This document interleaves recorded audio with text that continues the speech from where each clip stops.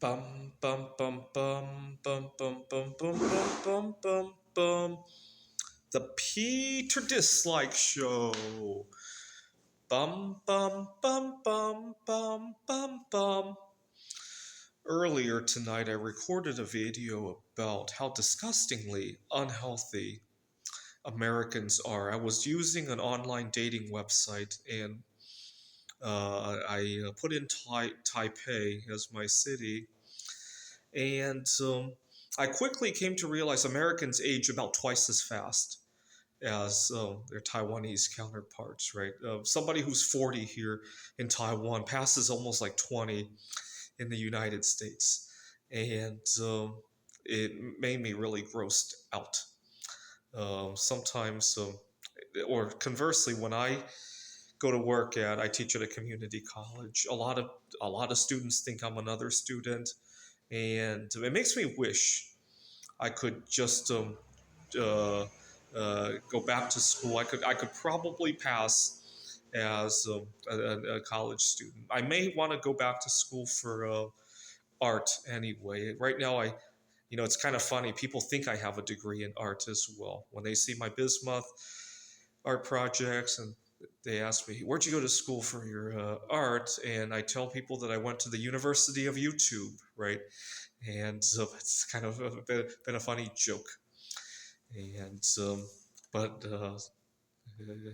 I graduated within a few weeks. I was already making good stuff by the time I was a few weeks into taking bismuth art casting classes at the University of YouTube. Right, that's where I went to school. But it grossed me out. But then I realized something else.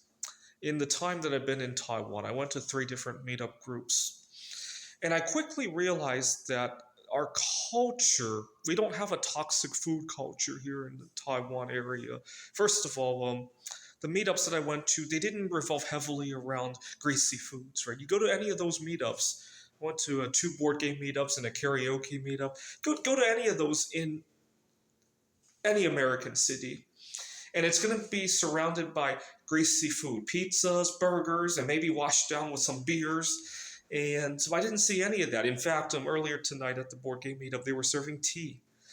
And if that wasn't bad enough, it's very difficult to fit in if you try to refuse those foods, right? You remember back in 5th grade, 6th grade, when the teachers were warning us about peer pressure to use drugs, right?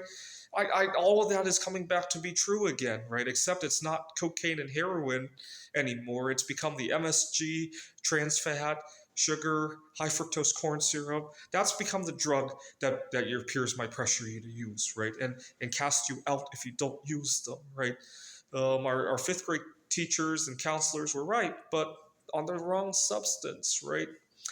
And so, of course, because the wrong people were benefiting from it, right? This isn't the kid on the street benefiting from you using it anymore. It's the big corporations now, right? Anyway, we the food industry has really gotten into people's heads, right? If you know the biggest advertisement for these junk food. I remember years ago they were talking about taking down food advertisements on television. But the real advertising is the people who are using it, who cast you out for not using it, right? I was talking to somebody at the meetup today about how healthy we are, and uh, one of the people there said that the people who are using the sugar, the MSG, they're self-conscious when you don't use it, and why not get off of it then, right? This is peer pressure all over again. I got a little bit of a hack for you if you have kids. You got a 5th grader, 6th grader, and they're still educating kids about the dangers of various drugs. Or nowadays, they've extended it to vaping. All of that applies to junk food.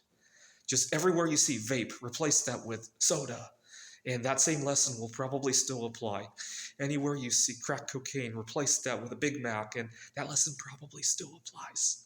This is the Peter Dislike Show. Bum bum bum bum bum bum bum bum bum bum bum bum. The Peter Dislike Show.